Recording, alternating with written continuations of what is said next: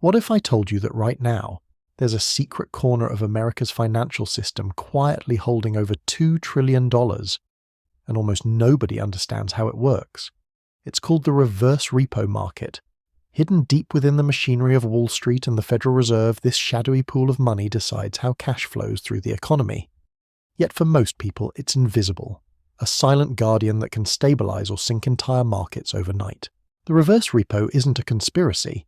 It's a financial instrument, a kind of short-term loan where the Federal Reserve borrows money overnight, giving banks and money funds government securities in exchange. Sounds harmless, right? But when trillions start flooding in, it's a signal, a warning that something deeper is off. Behind the numbers lies a story of fear, liquidity, and control, one that stretches from pandemic panic to modern monetary theory. It all began in the chaos of 2020. When the world shut down, the Federal Reserve printed trillions to rescue the economy. Interest rates fell to zero. Cash overflowed everywhere, in banks, in funds, in corporate treasuries. But there was a problem. Too much money, too few safe places to store it. Investors needed a home for their cash, and the Fed became that home through the reverse repo facility. In a reverse repo, money market funds lend cash to the Federal Reserve overnight. In return, they receive Treasury securities, the safest collateral in existence. It's like a pawn shop for cash. Funds lend money to the Fed, and the Fed promises to buy it back the next day. Simple, elegant, and vital for keeping short-term interest rates stable. But when $2 trillion sits there, unmoving, the question becomes, why aren't banks using it elsewhere? To understand today's crisis, we must return to 2008. When Lehman Brothers collapsed, trust in banks vanished overnight. The Fed stepped in, reinventing how liquidity flowed. That era gave birth to the modern repo system, a bridge between the real economy and the world of financial plumbing. But bridges need balance. Too much cash, too little collateral, and the whole structure shakes. By 2021, the reverse repo facility became a safety valve for the financial system. When short-term interest rates risked dropping below zero, money market funds rushed to the Federal Reserve. It was a safe haven, a quiet deal made every night, trillions flowing in before sunset and out before dawn. But safety has a cost. This ocean of idle money tells us something's broken. There's too much cash chasing too little opportunity. When stimulus checks, bond buying, and corporate loans flooded the economy, banks couldn't absorb it all. Regulations limited their balance sheets. So instead of lending to Main Street, excess cash went into the reverse repo pool. In a world drowning in liquidity, this was the drain. Every night, trillions quietly circled through the Fed's vaults. A reminder that printing money doesn't always mean growth. Here's where it gets eerie. Without the reverse repo, short-term rates could have turned negative, meaning investors would pay to lend money. That's the ultimate signal of fear. The Fed stepped in, offering a floor under the financial system, but that floor became a trap, locking trillions in limbo. It's a paradox. America flooded with cash, yet small businesses still struggled to borrow. Banks had cash, too much of it.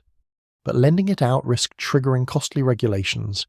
Instead, money market funds, not banks, poured into the reverse repo facility. This wasn't lending, it was hiding. Hiding from risk, from inflation, from an uncertain future. When the safest place for cash is inside a vault that earns barely any return, it says something profound. Confidence had vanished. Unlike 2008, there were no headlines, no crashes. This crisis was invisible. A quiet malfunction deep in the pipes of global finance. To the public, markets were booming. Stocks soared. Yet behind that optimism, trillions sat idle, doing nothing. Economists whispered, "This isn't normal." Something fundamental was wrong with how money flowed through the system. The financial system lives on trust and timing. In normal repos, banks borrow cash to buy securities. In reverse repos, the Fed borrows cash to drain excess liquidity. It's a constant push and pull, like breathing. But when that breath becomes uneven, markets gasp. The $2 trillion reverse repo pool became the lungs of a financial body that no longer trusted its heartbeat. The Fed wasn't trying to hide money. It was trying to control the uncontrollable. Interest rates, inflation, and fear. Every dollar in reverse repo helped prevent short-term chaos. But the irony was brutal. The system meant to stabilize money revealed how fragile trust had become. The machine worked, but the world around it didn't. Across the Atlantic, Europe watched closely. Their central banks faced the same flood of money, the same disappearing yields. Global finance had synchronized, every economy breathing through artificial mechanisms. The reverse repo became a mirror reflecting a deeper truth. Money was abundant, but confidence was scarce. By 2022, ordinary Americans felt something strange. Prices rose, wages lagged, and yet Wall Street seemed fine. The reverse repo pool symbolized that divide, the gap between financial abundance and human struggle. It was a machine that worked too well for numbers, but not for people. Every system hides a cost. The reverse repo's cost was stagnation. Trillions locked away meant trillions not spent, not invested, not used to build. It was safe, yes, but sterile. The Fed had built a perfect loop, yet progress demands imperfection. In trying to tame risk, we tamed growth. Now the Federal Reserve walks a tightrope. Raise rates too fast and markets panic. Lower them and inflation returns. The reverse repo remains their balance pole, the silent mechanism holding everything upright. But tightropes aren't permanent. Eventually every walker must step down. History reminds us, every empire, every market, every boom has its hidden machinery. Rome had its debased coins, the 19th century its gold standard, the 20th its credit booms. The reverse repo is simply our modern mechanism of control. Proof that even in a digital age, money still behaves like water, always seeking balance. Behind every trillion lies a decision, a person choosing safety over risk, fear over hope. The reverse repo isn't just numbers, it's human psychology painted in cash and collateral. It's what happens when the world grows uncertain and people stop trusting tomorrow. Money was never meant to stand still. Its purpose is to flow, to build, to invest, to connect lives. But when $2 trillion sits frozen, we must ask, what are we afraid of? Perhaps this crisis isn't about liquidity, but about faith. The reverse repo isn't a villain, it's a mirror. It's us, an age of excess and caution, of wealth without direction. It's the modern world in miniature, safe, efficient, but strangely empty. Maybe the real story isn't about money.